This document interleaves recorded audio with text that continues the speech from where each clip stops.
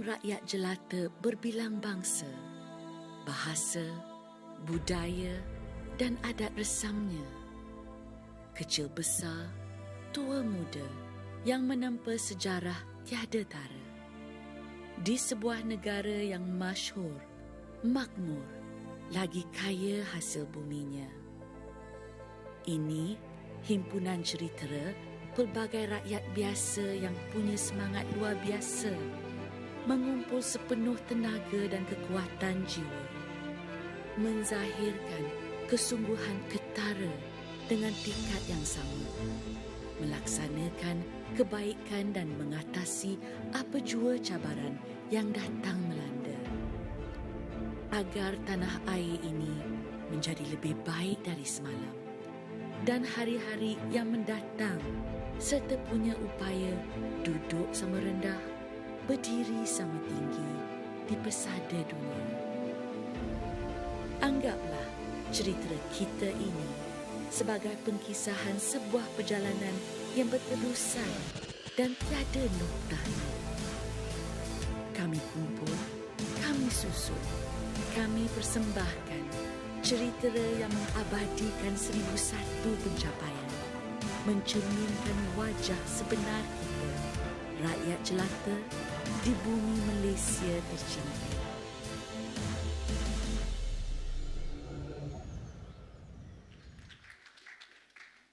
Terima kasih, saudari pengacara majlis.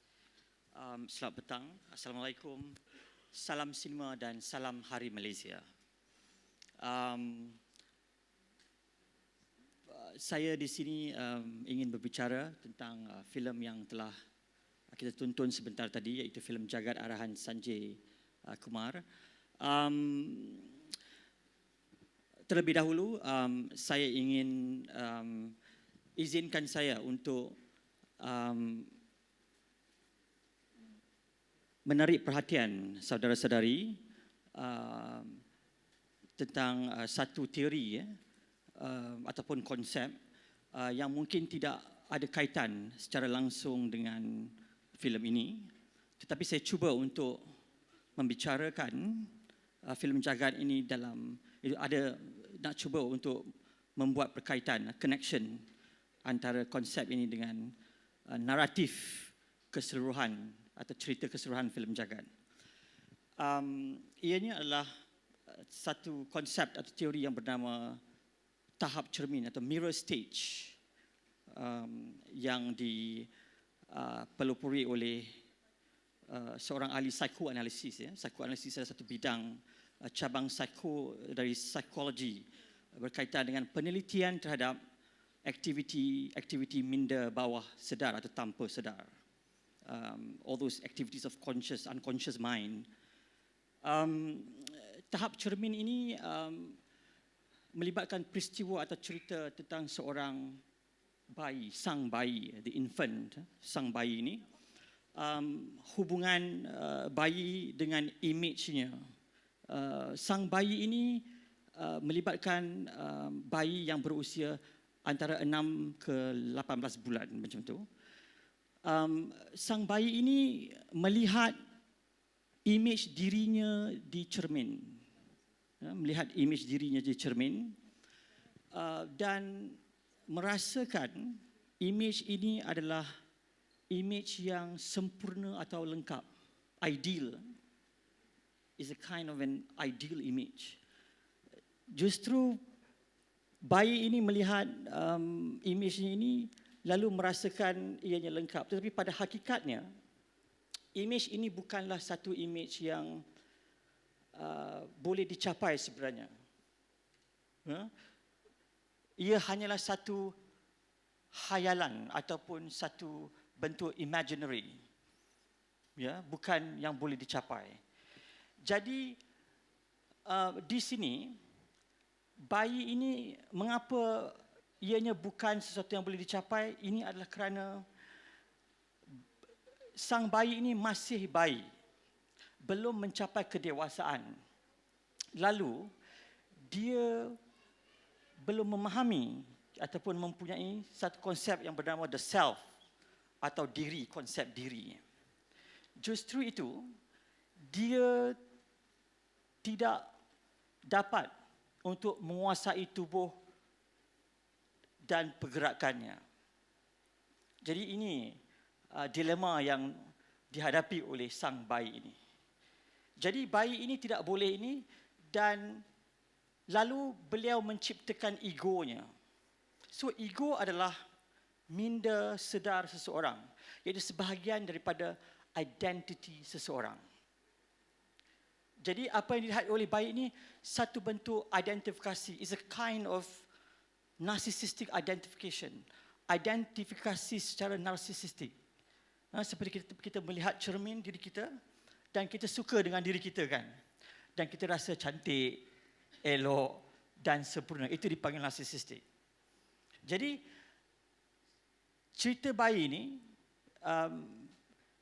ini mengalami kekurangan, a form of lack, lacking something, sebab dia masih bayi. Jadi dia perlu melihat ini di cermin itu adalah hanya satu bentuk khayalan semata-mata, bukan imej dirinya yang sebenar. Jadi dia memerlukan hubungan ini boleh dilihat antara bayi dengan cermin ini dilihat dalam bentuk banyak aspek sebenarnya. Antaranya dalam kajian sinema, film studies telah diambil pakai untuk melihat hubungan penonton, audience dengan skrin layar lebar antara lain. Tetapi saya nak menghubungkaitkan tahap cermin ini dengan persoalan pokok, tema dan naratif filem Jagat. Bagi saya membaca filem Jagat ini sebagai satu berkaitan dengan satu proses pembentukan subjektiviti ataupun identity melalui watak kanak-kanaknya itu, Apoi tadi itu. Jadi seperti juga kisah dalam tahap cermin tadi, bayi tadi juga adalah mengalami satu proses, the formation of subjectivity, satu pembentukan subjektiviti, iaitu kepribadian ataupun identiti dirinya. Jadi saya melihat Jagat adalah salah satu filem yang berkisah tentang menuju kedewasaan sebenarnya, atau kematangan. Seringkali dipanggil sebagai coming of age film. Jadi saya nampak ini persoalan yang dibawa oleh pengarah Sanjay. Dan cermin, lihat saja, cermin menjadi motif sinematik, iaitu imej yang berulang-ulang kali muncul. It has become a recurring image. The mirror, cermin ini, jadi sangat menonjol. Dan cermin di sini jangan kita lihat semata-mata cermin saja, tetapi banyak perkara adalah berkait dengan cermin dan cerminan. Biasan, pantulan dan sebagainya. Jadi kita melihat ceritanya adalah tentang Apoi ini. Dia mencari, sebab dia sedang membesar, kanak-kanak sedang membesar ini, menuju kedewasaan kematangan ini, dia melihat orang-orang dewasa sekelilingnya. Ada 3 orang dalam cerita itu kan, yang selalu ini, bapanya dan 2 bapa saudaranya. Jadi dia melihat dan mencari idola sebenarnya. Kan? Bukan itu saja. Dia juga ada idola-idola lain, ikon budaya popular, icon of popular culture, such as Michael Jackson, seperti Michael Jackson. Lepas itu, secara umumnya juga, filem ini beberapa kali menunjukkan ikon bintang sinema Tamil yang sangat terkenal, Rajinikanth. Kan, itu menjadi idola yang begitu besar saya rasa bagi kelompok khalayak sinema Tamil dari selatan India. Jadi ini adalah, saya rasa ini adalah naratif yang dimainkan oleh pengarah Manusia Jagat ini, dan banyak cermin kita melihat. Pertamanya dia nak mencapai kesempurnaan itu, seperti sang bayi tadi dia menghasilkan baju Michael Jackson, kan dia pakai di depan cermin. dia membuat hafalan sifir kan di depan cermin juga sehingga sempurna.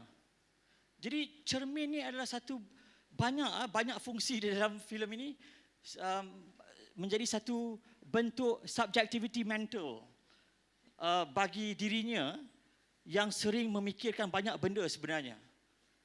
Jadi cermin boleh menjadi image dalaman, inner images of this character, watak-watak ini. Jadi saya rasa ini sangat signifikan. Jadi ini yang dia pantulan biasa lihat, dia sampai benda-benda yang kecil, saya tertarik. Dia gunakan kotak pensilnya itu kan. Dia takut nak menonton, dia sedang buat kerja sekolah homework. Dia perlihatkan itu ada biasan filem Tamil lakonan Rajinikanth itu. Jadi dia boleh tengok di situ. Ya, jadi ini membentuk form ataupun pattern keseluruhan filem jagat ini sebenarnya bagi saya. Kan? Jadi dia cerita dia itu. Jadi di sini ini bermakna ada dua jalur naratif. Saya melihat ada dua jalur naratif di sini, iaitu satu adalah kisah Apoi ini, kan, yang dalam proses membentuk dirinya, kan, dan identitinya. Yang kedua adalah kisah orang-orang dewasa di sekelilingnya itu, iaitu bapanya dan dua orang bapa saudaranya yang terlibat dengan jenayah gangsterisme dan sebagainya. Dan di sini secara style ataupun pendekatan sinematik pula, saya melihat Sanjay sebagai pengarah telah menggunakan apa yang dipanggil sebagai satu teknik sandingan ataupun juxtaposition, juxtaposisi.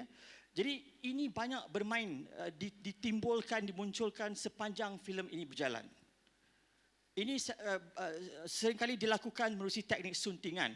Jadi suntingan ini yang berbentuk sandingan ini, iaitu sandingan satu shot dengan shot yang lain ataupun beberapa shot dengan beberapa shot yang lain untuk menyatakan sesuatu secara kolektif. Maksud atau maknanya disampaikan menerusi sandingannya secara menyeluruh. Dia tidak terbit dari satu shot atau satu frame yang tunggal yang tersendiri. Kan? Jadi juxtaposition ini adalah satu teknik yang secara sejarahnya bermula di Soviet Union, Rusia, ya, ketika Soviet di era tahun 1920-an, di mana sekumpulan pembikin filem Soviet seperti Lev Kuleshov, V.I. Pudovkin, Sergei Eisenstein dan beberapa lagi bereksperimentasi dengan teknik ini, teknik suntingan ini. Di sinilah bermulanya teknik suntingan editing ini dimanfaatkan secara maksimum.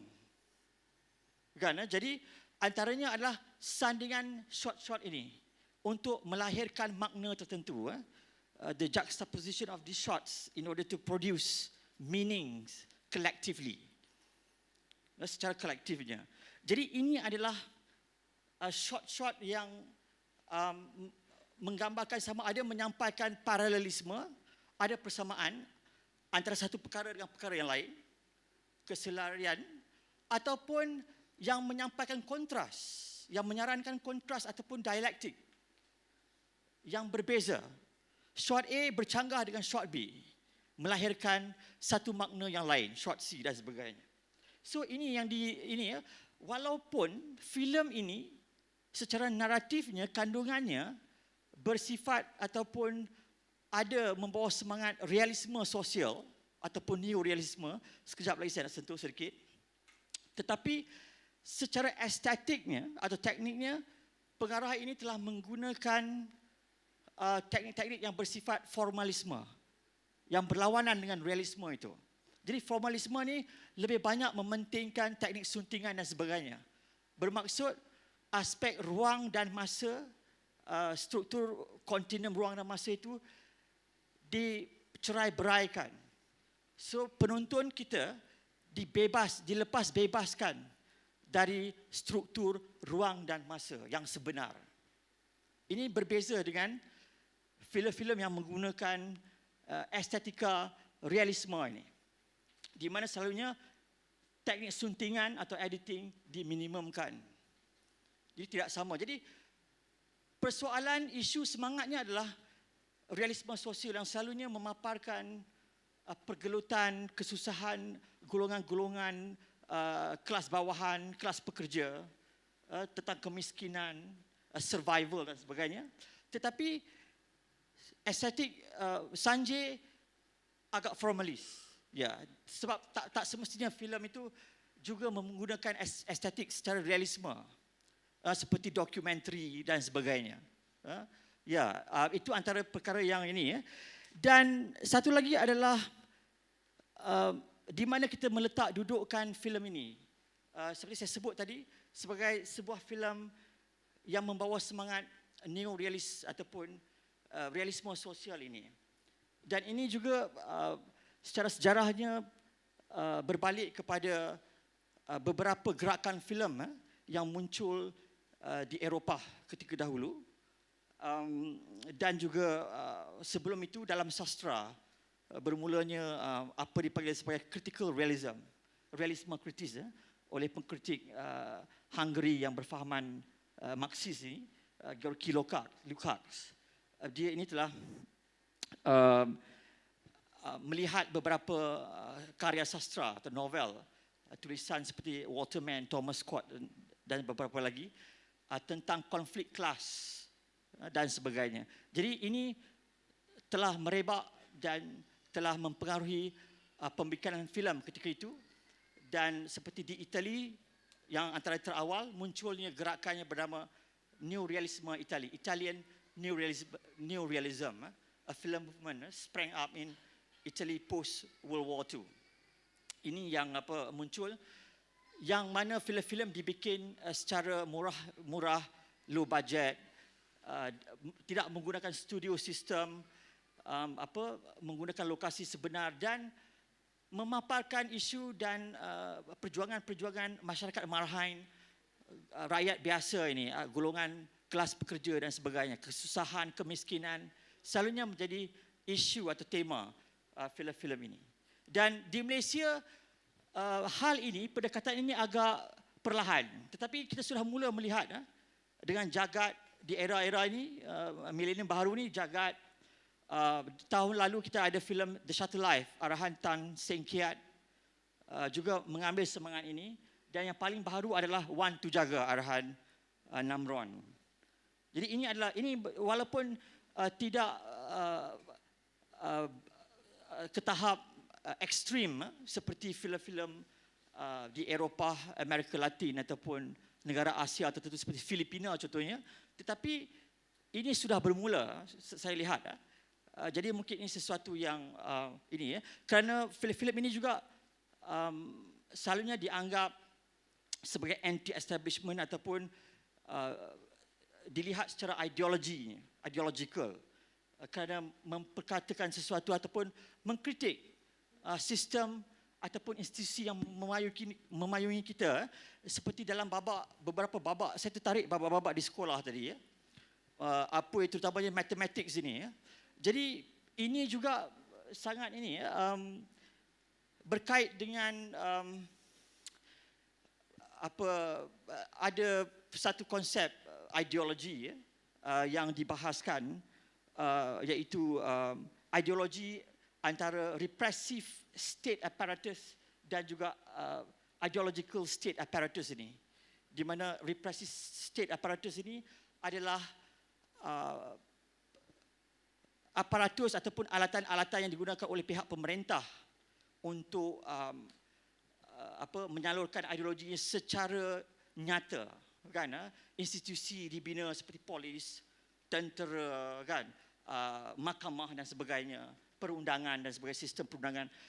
Satu lagi adalah, yang menariknya adalah ideologi yang aparatus yang tidak nampak ataupun mungkin secara tidak sedar berlaku dalam institusi-institusi tersebut. Jadi antaranya adalah sekolah dan rumah pun boleh menjadi ideological state apparatus ada persamaannya.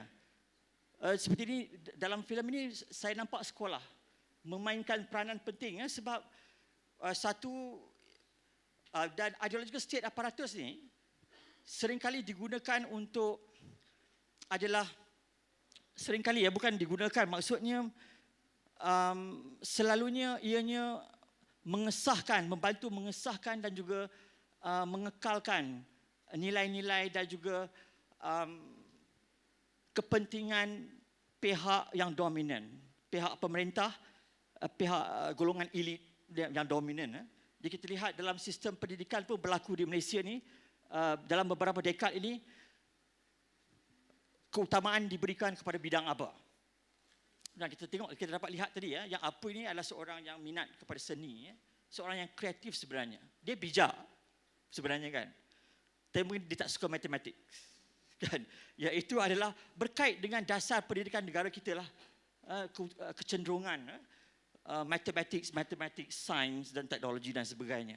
Ini mengesahkan inilah secara langsung atau secara tidak langsung ideologi golongan yang dominan untuk beberapa dekad ini sebenarnya. Jadi ini boleh dibaca sebagai satu kritikan terhadap sistem itu. Kan di rumah pun sama, dan juga dia jadi state aparatus seperti state aparatus ini sebab ada hukuman-hukuman di rotan, kan dihukum. Rumah pun menjadi state aparatus juga. Kan bapaknya tu jadi macam penguasa. Kan? Atau powers that be. Kan? Ya, bapak pun rotan. Pukul dia. Keganasan pun berlaku juga. Kan? Ya. Jadi itu antara inilah yang saya ada lagi sebenarnya. Jadi mungkin kita bagi ruang untuk perbincangan dengan pengarah. Saya rasa ramai yang nak bertanya dengan pengarah. Jadi setakat itu saja. Okey, terima kasih.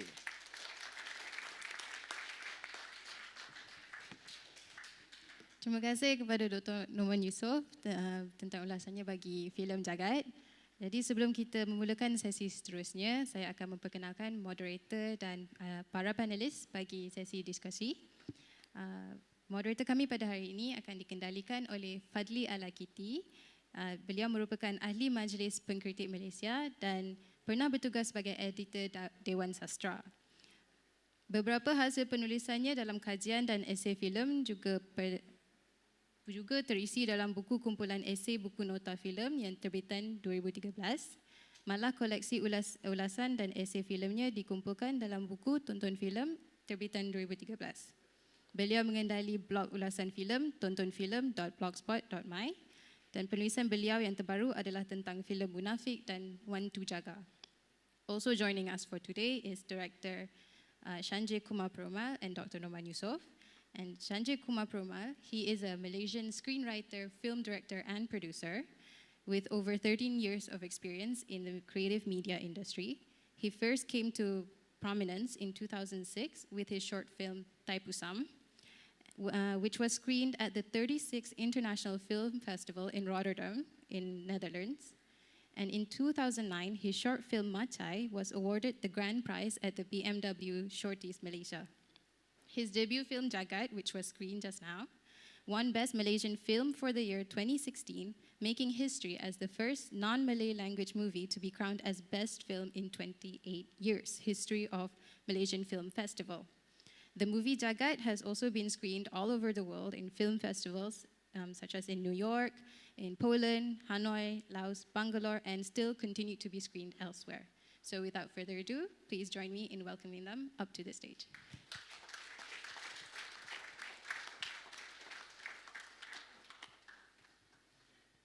Salam Hari Malaysia, salam sejahtera para hadirin sekalian. Kita sangat-sangat bertuah kerana dapat bersama-sama dengan pengarah Sanjay Kumar yang agak prolifik dalam dunia pembikinan filem Malaysia. Dan bersama kita juga sekali lagi Dr. Noman Yusof.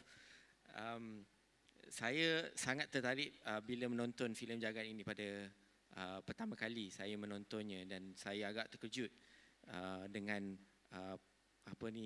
pembahagian pecahan naratifnya yang agak menyelirat. They have 2 to 3 storyline that has been embedded into one form of narrative in this film. And for me, it is quite brave to do that. Agak berani, it's quite bold. Yeah. Dan menarik juga kerana keberanian Sanjay memberi pembaharuan atau perbezaan dalam estetik dan juga isi.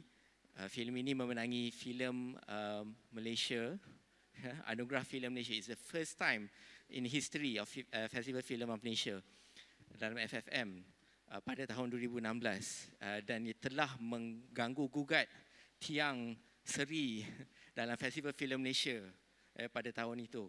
Dan saya rasa satu-satunya anugerah filem Malaysia yang pernah diperkenalkan oleh pihak Urustia Festival Film Malaysia.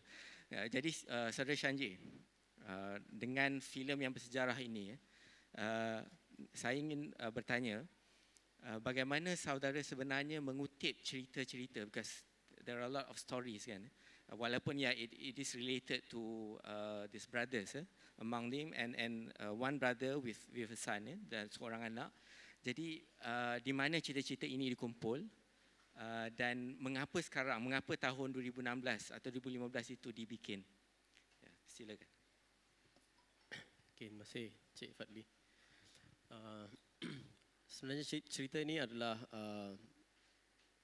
kebanyakan cerita ini dikutip dari pengalaman saya sendiri. Sewaktu saya berumur 12 tahun. Dan juga experience saya, pengalaman saya bertemu dengan beberapa karakter yang wujud dalam filem ni. Contohnya macam karakter Bala adalah karakter yang pakcik saya yang sebenar. Dan karakter Mexico adalah rekaan. So dalam cerita ini dia ada separuh adalah rekaan dan separuh adalah pengalaman sendiri yang saya kutip. Jadi berbalik pada soalan mengapa pada tahun 2015 mengapa harus buat.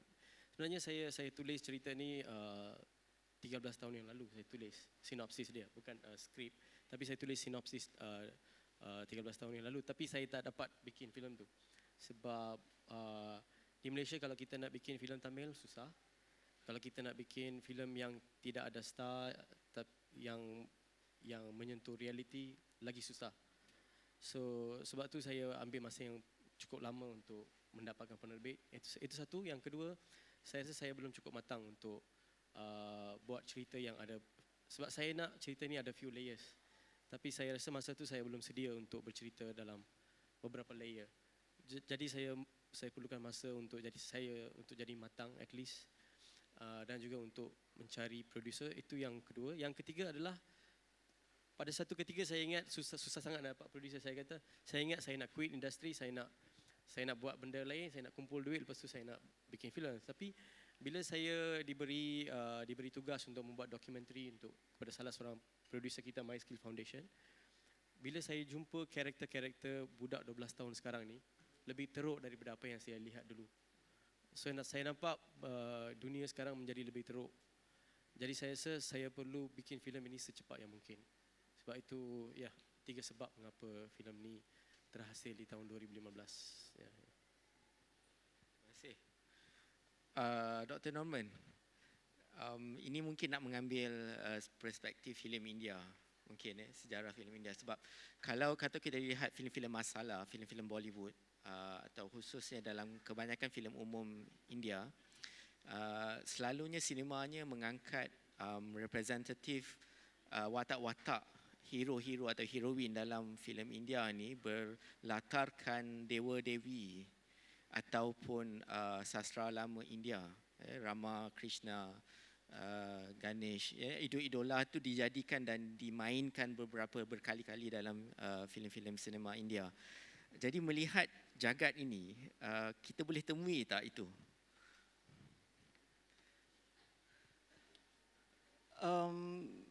Dalam jagat ada, tetapi saya tidak pasti sama ada ia juga ada satu bentuk pernyataan atau statement yang dibuat oleh Sanjay sebagai pengarah. Sebab ada keseluruhannya dia ada banyak sebenarnya ikon-ikon keagamaan. Itu satu hal dalam filem itu kan. Hanuman kita nampak. Ya. dari juxtaposisi sandingan yang awal babak apa sedang menonton filem Tamil dengan acara Thaipusam yang dijalankan dan sebagainya kan. Dan selepas itu pun banyak ikon-ikon tokong, patung-patung tokong dan sebagainya. Dan banyak sebenarnya, tetapi saya rasa saya baca sebagai satu kritikan, satu bentuk kritikan yang mungkin tidak membawa apa-apa kepada watak-watak yang dipaparkan itu. Ya. Itu saya tidak pastilah, tetapi saya rasa ada, tetapi itu sebagai lebih kepada ini.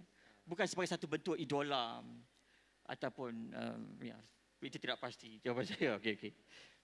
Mungkin beberapa tu boleh dikembangkan oleh Cik Shanji. Tapi sebelum tu ingin bertanya Cik Shanji, where do you get that boy?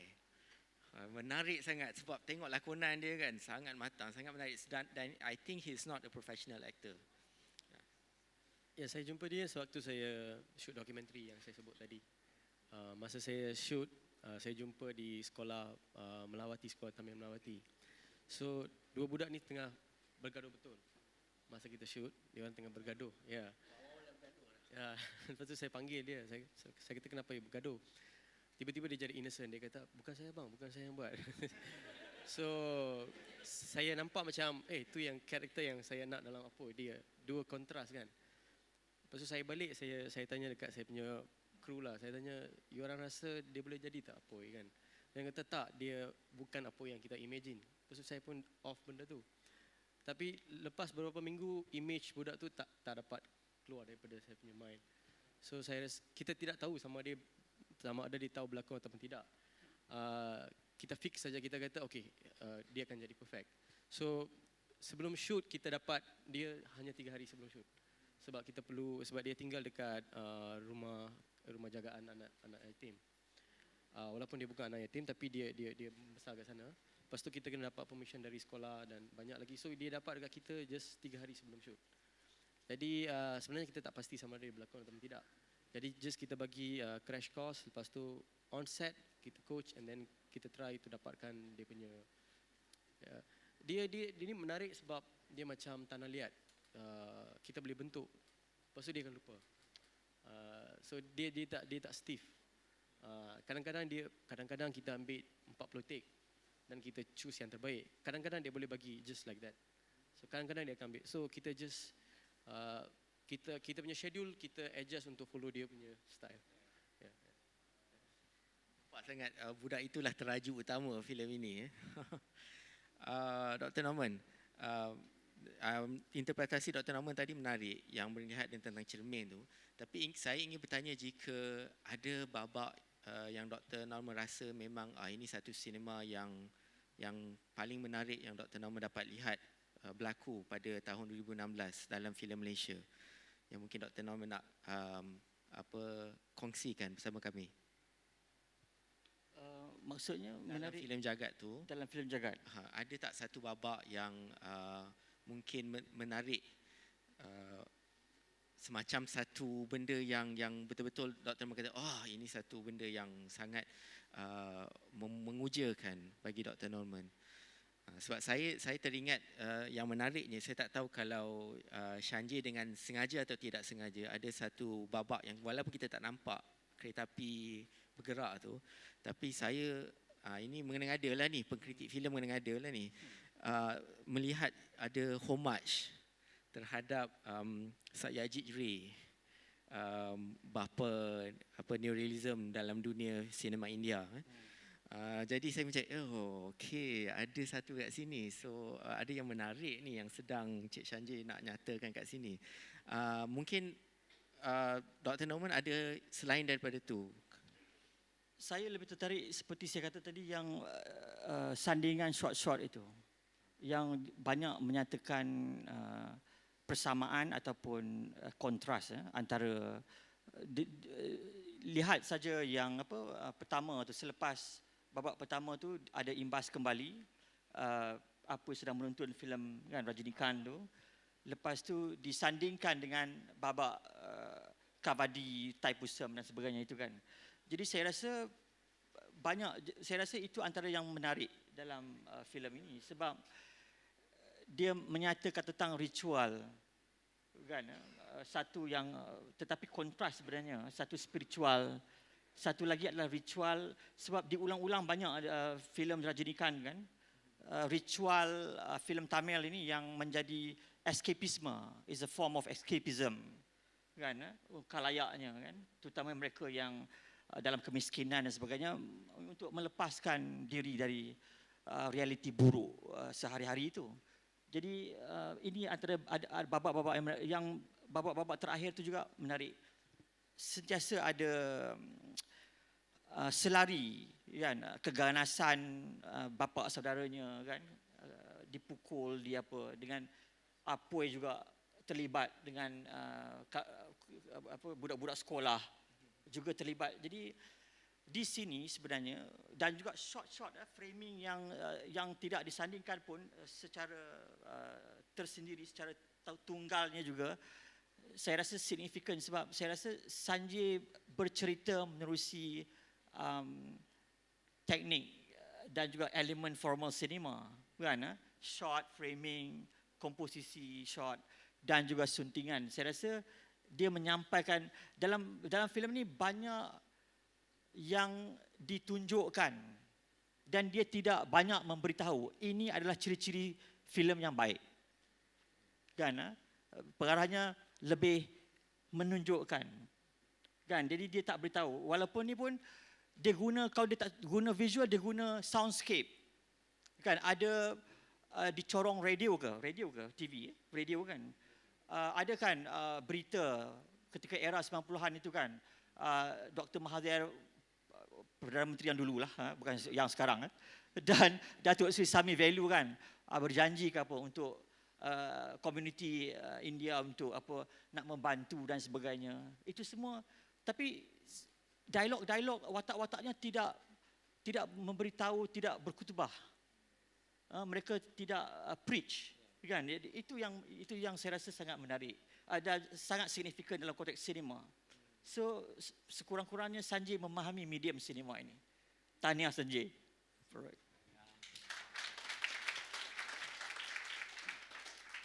Saya nak add yang Saudara Fadli kata. Sebenarnya saya tonton filem Satya Jari lepas saya buat filem Jagat.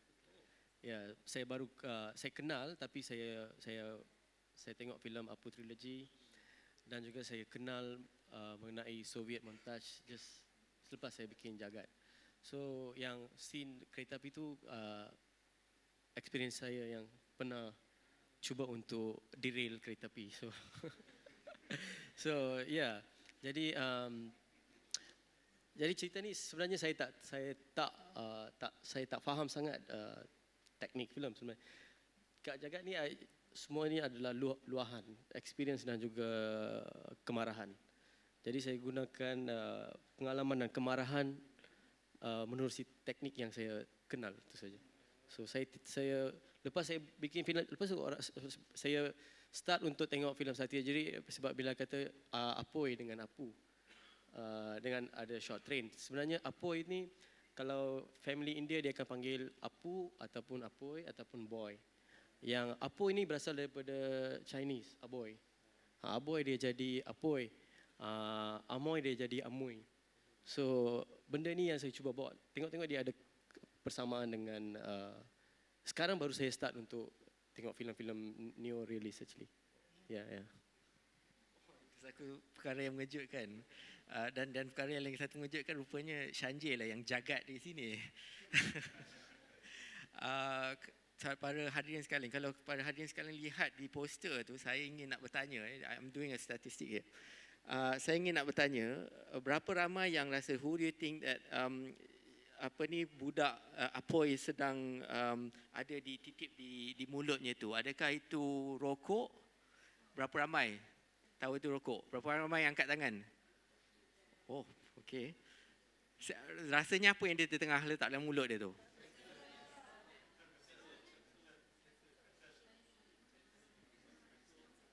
Kenal kan?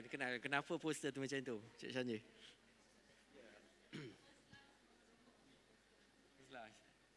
first impression it is a rokok. Okay, interesting.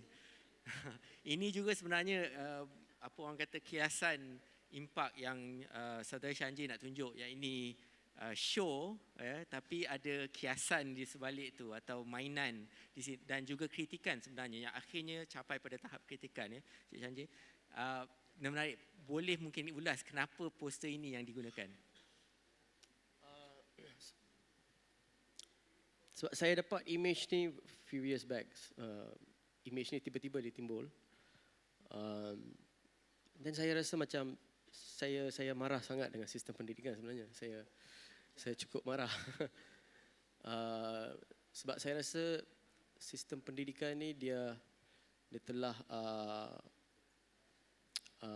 membantras, dia telah membuang potensi saya sebenarnya. Bila even selepas saya habis pendidikan di universiti, saya rasa benda tu tak berguna pada saya.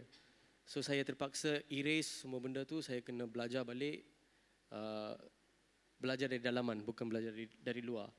So itu yang kemarahan saya terhadap sistem pendidikan sebenarnya. Saya nampak sistem pendidikan dengan gangsterism dah sama. Dia seolah-olah memberi arahan dan merekrut, bukannya memberi ruang untuk explore potensi. So dia tidak ada ruang untuk explore potensi. Dia sebenarnya hanya untuk menghafal dan memberitahu balik apa yang dihafal. Kita tidak dibenarkan untuk berfikir secara individual. So itu yang saya cukup marah, dan kemarahan itu saya nak bawa. Saya rasa ini tak sengaja. Dia kemarahan saya dia keluar. Mana-mana saya pergi dia keluar. Bila saya bikin poster dia keluar. So it just happen. Yeah. Menarik tu Cik Shanji, sebab secara prasedar kerana sistem pendidikan juga, Cik Shanji sekarang menjadi seorang pengarah filem. Bukan Michael Jackson. Mungkin kita nak memberi ruang kepada para hadirin sekalian untuk bertanya soalan atau pandangan. Kalau ada daripada pihak hadirin sekalian. Any one of you from the audience? Sila.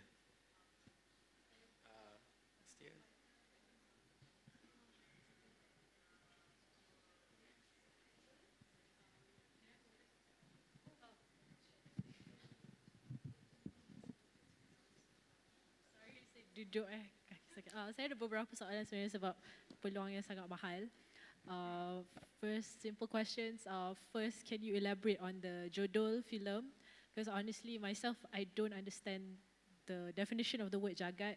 So nak kaitkan dengan the film pun, I hope you can shed light on that. And then, if you don't mind, if we can know your age, because like this is like so inspiring. You look so young. Ketiga, saya nak kalau boleh nak pergi balik ke soalan Cik Fadli yang pasal religious figures to gods, and sebab saya nampak again the juxtaposition that it exists.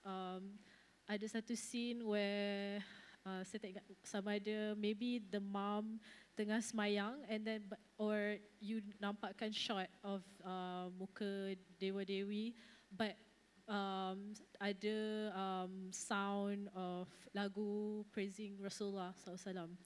So that, and then scene yang the Bled Brothers, mereka sembah pada Tuhan Buddha. So ada scene tu juga, like they have to bow to a different god now.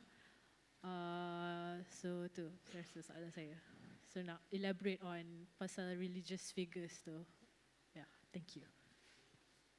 Jagat sebenarnya perkataan Melayu sebenarnya jahat. Tapi bila dia sudah jadi macam slang ghetto. Memang Indian dia cakap jagat sebab dia tak boleh sebut H. So dia jadi G. So jagat seolah-olah slang. So dia macam slang yang biasa dia. Orang kata kau ni jagat dah. Kau ni hebat dah. Macam tu kan. So dia jadi slang. So saya just gunakan slang jagat tu sebagai title. Yang kedua, saya 38 tu. Ya, ya 38. Okay. Ya. Sorry? Tak faham. Oh, yeah, thanks. So yang yang ketiga, of course saya ada statement yang ingin saya bagi tahu mengenai agama dan dengan spiritual. Saya rasa saya nak leave it subjektif lah sebab kat Malaysia ni kita belum matang. Kalau kita nak sembang masalah agama, kita belum matang. So saya leave it subjektif. Tapi yang lagu Rasulullah tu sebab dia tidak ada signifikan. Dia macam kita semua orang India tahu sebab pukul 5.30 dia akan ada lagu-lagu Islamik dalam Tamil. Dia 5 hingga 5.30 dia ada lagu Islamik Tamil, kalau tak silap. 5.30 hingga 6 dia ada lagu religious dari Indian Hinduism punya. So saya just nak tunjuk nostalgic punya, katakan bahawa okay, ini adalah perkara yang biasa lah. Macam kita bangun setiap, sebab dia punya rumah kecil, so semua kita just ada satu tandas, semua kena pergi, dan suasana tu saya ingin recreate balik untuk nostalgic feeling. Of course, mungkin saya boleh bagi tahu mengenai agama dan spiritual. Saya lebih kepada spiritual. Saya tidak condong ke arah agama. So itu yang just saya boleh bagi tahu secara general lah. So yang lain anda boleh kait sendiri image apa yang saya ingin bagi tahu. Yeah. Ada nak tanya sikit boleh? Adakah shot-shot yang menunjukkan ikon-ikon keagamaan tu nak memberitahu yang itu semua seperti yang diamalkan di Malaysia ni selalunya hanyalah ritual bukan spiritual? Adakah itu maksud Sanjay? Dia saya pada pendapat saya dia ada pelbagai pemahaman. Personally bagi saya tak kisah kalau setengah orang dia nak ambil ritual, tapi dia kena stay true kepada ritual. Kalau dia ambil filosofi, dia kena stay true kepada filosofi. Kalau dia tidak ada kedua-dua, tapi dia kata saya buat saya punya karma, saya buat saya punya kerja, saya tidak. Tapi dia kena stay true. Dan mereka boleh capai satu pemahaman yang cukup tinggi bila mereka true. Masalah sekarang ini orang tak true, tapi orang nak create hal. Itu yang masalah. Kalau dalam ada satu pemahaman katakan dia ada 4 cabang untuk mencapai spiritual. Satu adalah ritual. Yang kedua adalah wisdom. Yang ketiga adalah tanggungjawab. Kita buat tanggungjawab. Keempat adalah transcendence. So setiap orang diberi kebebasan untuk memilih cara tersendiri untuk mencapai spiritual. Sekarang ni orang tak ikut dengan betul-betul, tapi dia ikut halfway, tapi cuba question the other way. Itu jangan jadi masalah sekarang. So yes, itulah statement saya lah. Kalau nak pilih tak ada masalah, just pergi through and then jangan kacau bukan kacau belief lain. Saya rasa kat Malaysia ni kita toleransi kaum dekat Malaysia ni pelik sebenarnya. Kau buat benda bodoh, you punya hal, saya buat benda bodoh, saya punya hal, you jangan campur tangan. Itu kita punya toleransi. Saya rasa itu belum matang lagi. Kita perlu ada toleransi, bermaksud kalau ada benda yang tak betul, kita kena masuk campur. Itu humanity. Kita belum capai, kita belum, mungkin 50 tahun lagi lah kot. Menariknya Sanjay, saya tak tahu kalau secara sedar atau tidak sedar perkataan jagat tu memang ada dalam bahasa Melayu. Saya tak tahu kalau datang dari Sanskrit, tapi jagat itu alam. Maksudnya alam. Jagat raya. Ya, memang ada dalam Sanskrit. Jadi dia tertarik sebab kita yang tak tahu yang jagat itu jahat, menonton tu, oh ini dunia yang baru kot untuk kami. So ya, memang pun satu dunia yang berbeza, tapi ada beberapa perkara yang universal yang dapat disampaikan dalam filem jagat.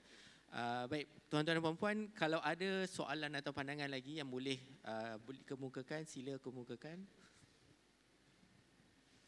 Para hadirin. Kalau tidak, mungkin saya nak, yes, sila.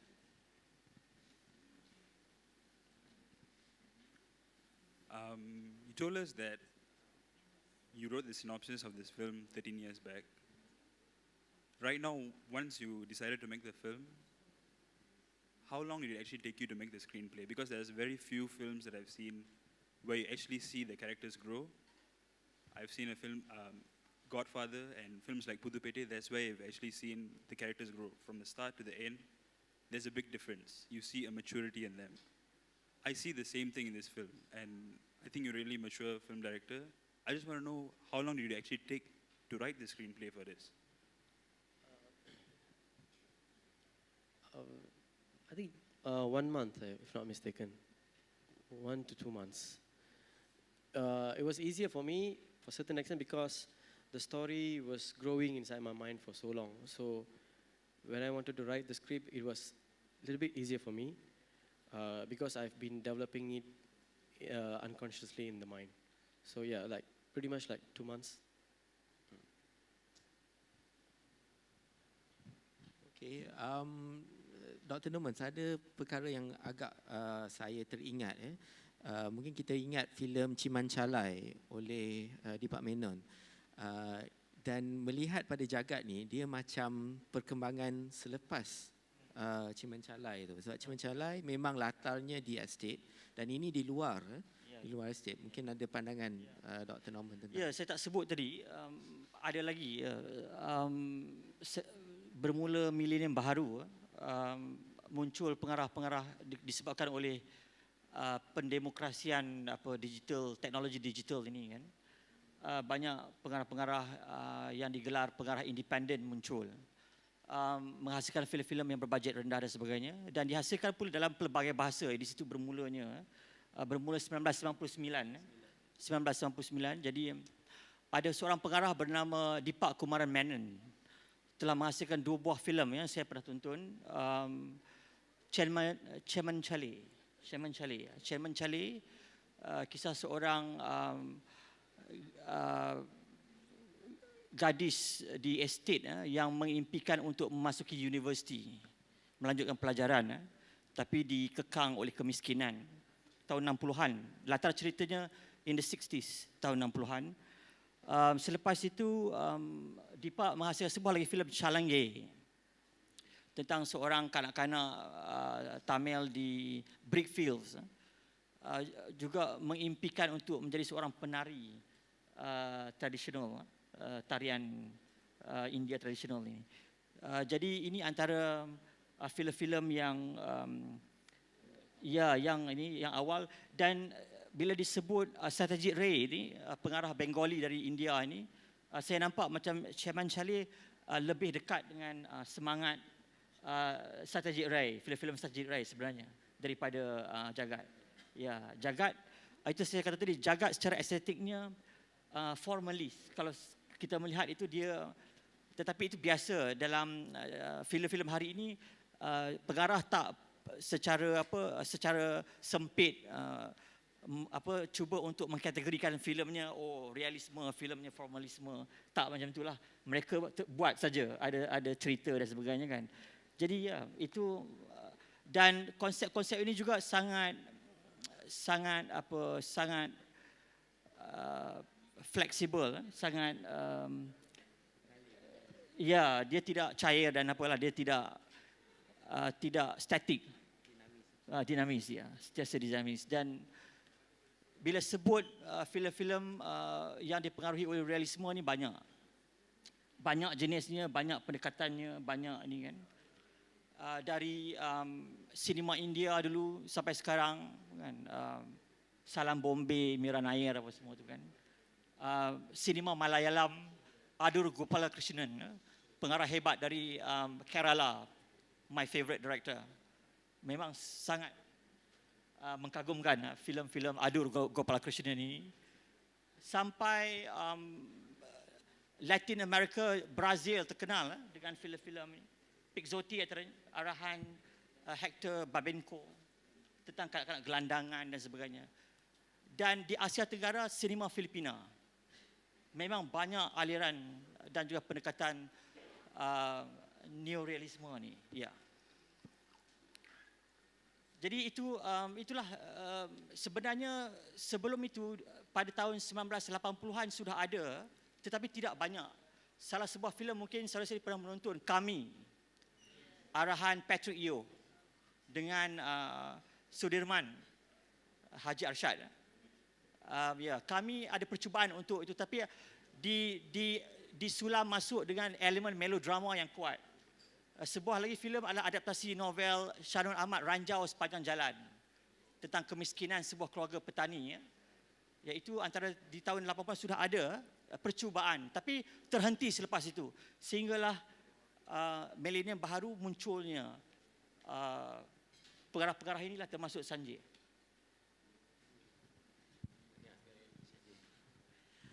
Okey. Bagaimana dengan masa dah? Masih ada ruang? Okey lagi. Sebelum nak bertanya dengan para khalayak, satu lagi soalan untuk Cik Sanjay. Filem ini dah pergi terbang ke merata tempat.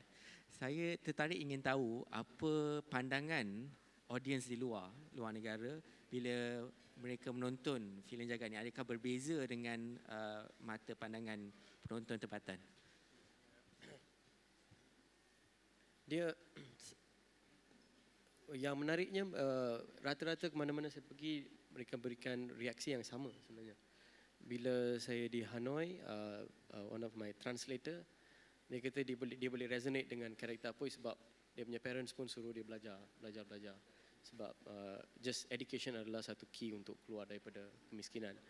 Dan audience di Jepun, mereka kata mereka boleh resonate dengan karakter bapa dia. Sebab in Jepun pun mereka disiplin kan, so dia boleh resonate dengan karakter. Dan di New York juga mereka mereka kata filem ni adalah yang paling favorite untuk antara 3 favorite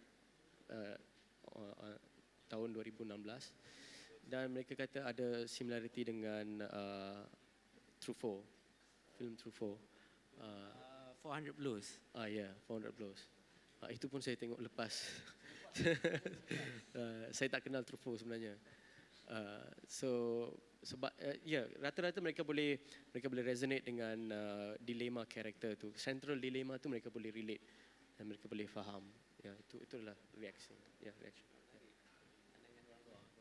Okey tuan-tuan, ada sesiapa yang ingin bertanya atau pandangan? Sila.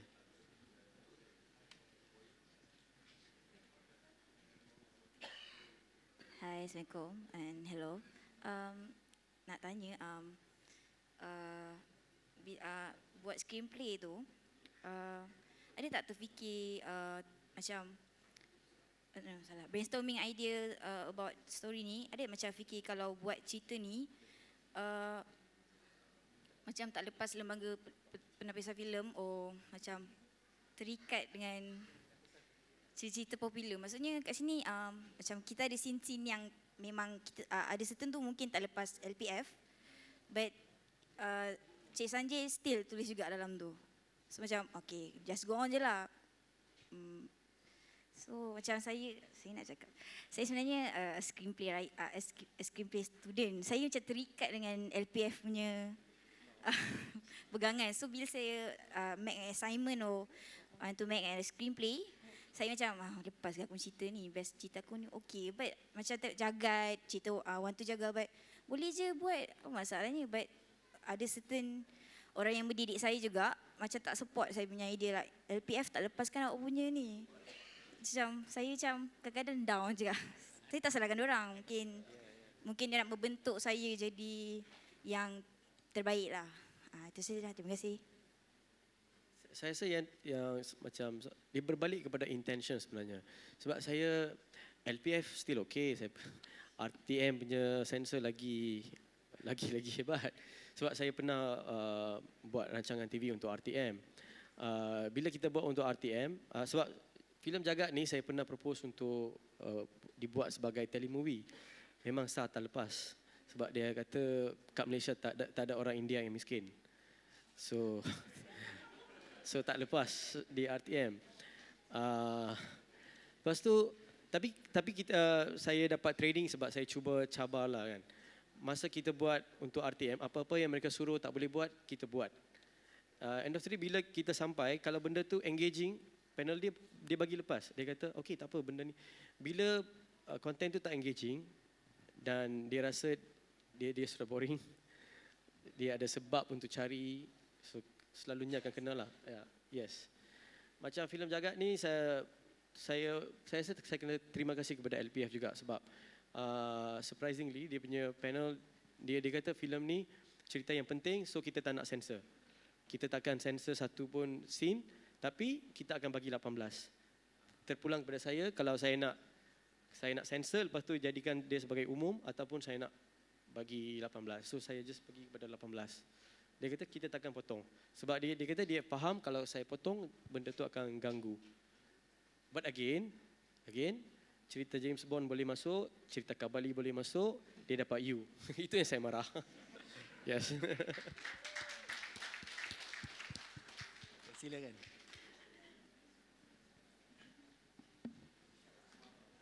Selamat petang.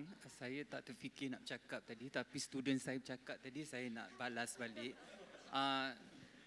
Pertama sekali saya nak mengucapkan tahniah pada Encik Perumal. Menjawab pada soalan dia tadi, you. Sebenarnya bila kita menghasilkan screenplay, kita jangan terlalu banyak berfikir pasal LPF, berfikir pasal Satyajit Ray. Sebab I think you berkarya from your heart. Apa yang you paparkan dalam filem ni adalah dari pengalaman you. Dan terima kasih kerana jujur memberitahu semua orang yang you tak ada pun inspired dari filem-filem Satyajit Ray. You are not a snob, which banyak filmmaker yang selalu cuba menampilkan diri mereka banyak inspired by all the masters. Also, I nak tahu macam mana you dapat menghasilkan sebuah filem yang sangat berkualiti dengan memegang banyak peranan. You were the director, writer, you also did the art direction. And you also come up with this brilliant poster. So, is it not difficult to direct non-actors and wear all the hats during the shoot? So how do you cope with all the stress? Actually memang stres, betul-betul stres.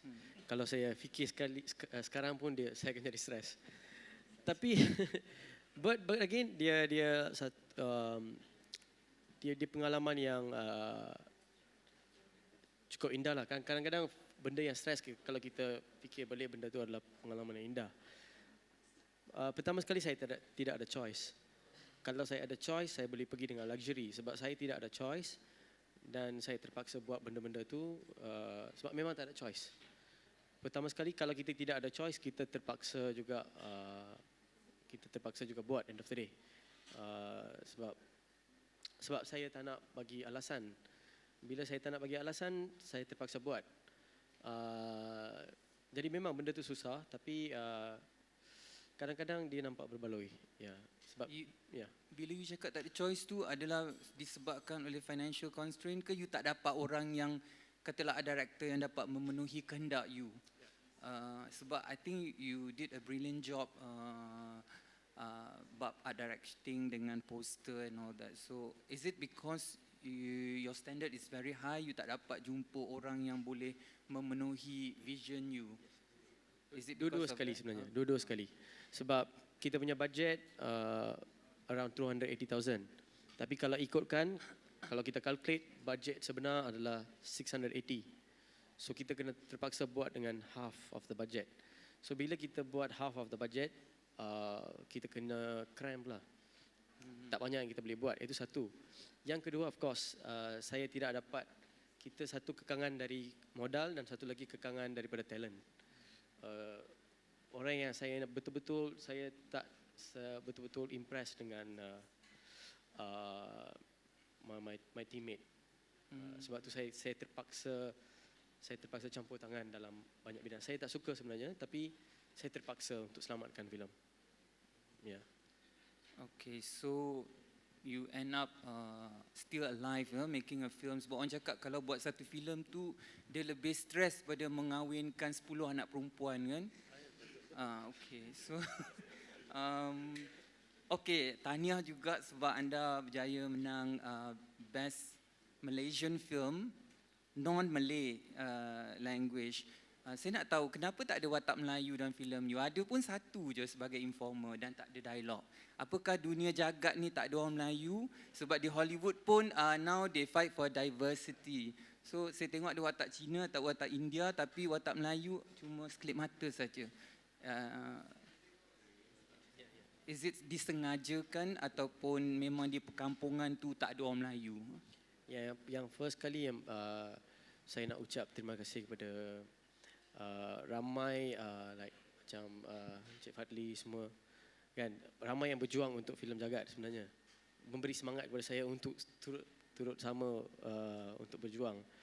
Kalau tak, benda ni tak akan terjadi langsung, sebab kalau saya yang membuat saya yang membuat bising ataupun aduan, saya rasa benda ni tak akan jadi.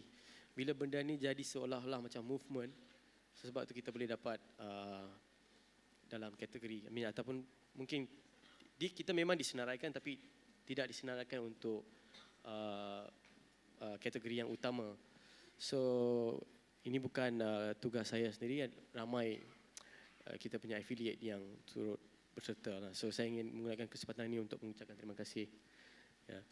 Yang kedua, sebab saya nak tunjuk realiti sebenar. Ya. Kita nampak hari ini Malaysia, hari Malaysia. So kita nampak muhibah, kita nampak muafakat. Tapi sebenarnya sejauh mana kita faham sesama sendiri, itu kita kena question. Ya. Kan? Sebab kita, bila saya buat dokumentari dulu, saya selalu sebut benda ni. Bila saya buat dokumentari, apa sebenarnya satu Malaysia? Orang kata kita makan nasi lemak, kita makan tosek, kita makan kuih tiaw. Saya rasa marah. Tapi bila fikir balik, actually itulah benda yang menyatukan kita sebenarnya. Makanan yang menyatukan kita. Selebih dahulu tu kita tak faham apa dilema orang Cina, apa masalah orang India, apa sebenarnya yang berlaku dengan orang Melayu. Kita tak nak ambil tahu. Kita tahu Ali, Mutu, Acong tu standard.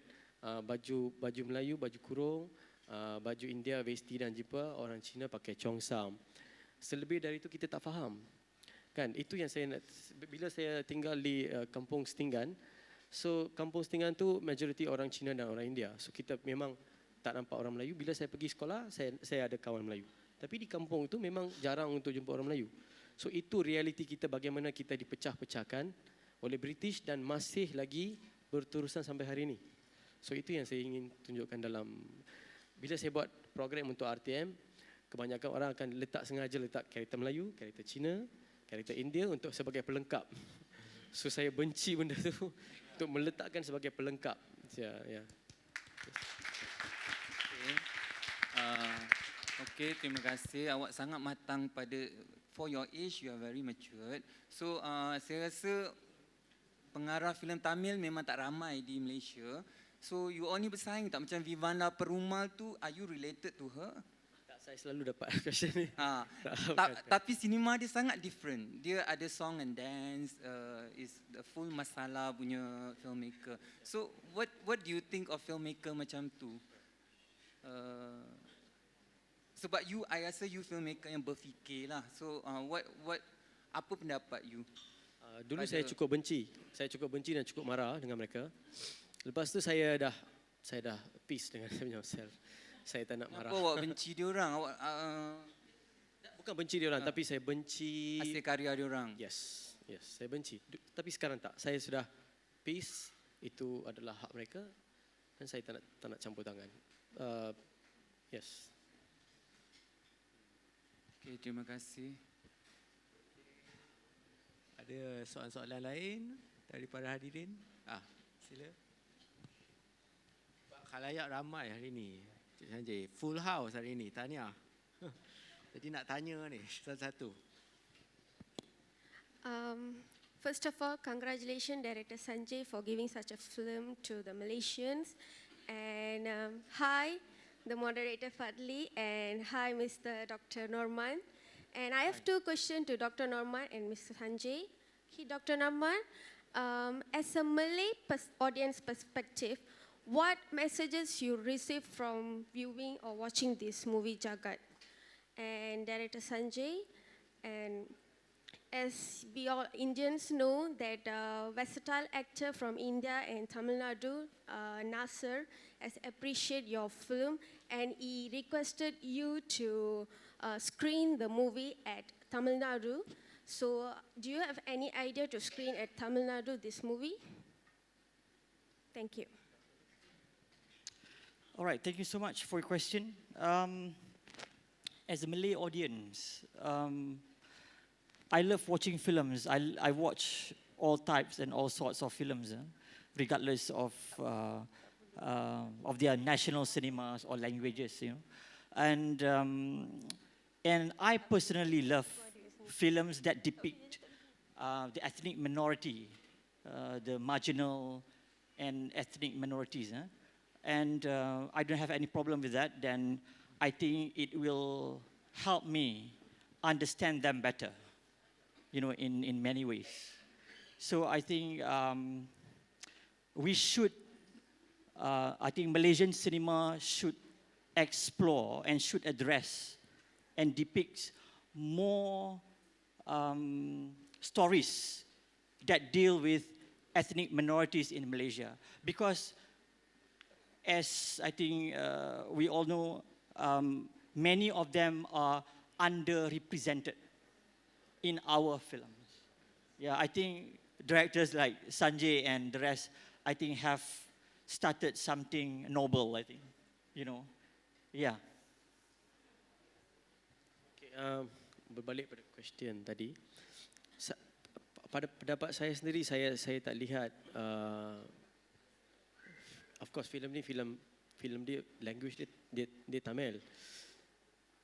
Bagi pendapat saya language dia secondary. Yang paling pertama adalah visual. Saya sebagai pengarah, visual datang dulu, bahasa yang kedua.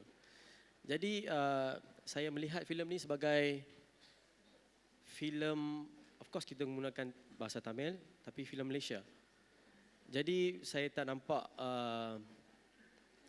saya rasa ada isu bila non-Indians audience dia nak beli tiket di teater, dia yang tanya, are you sure ini filem Tamil, you nak tengok ke? So saya rasa kita sudah capai satu tahap, line dia sudah jadi grey.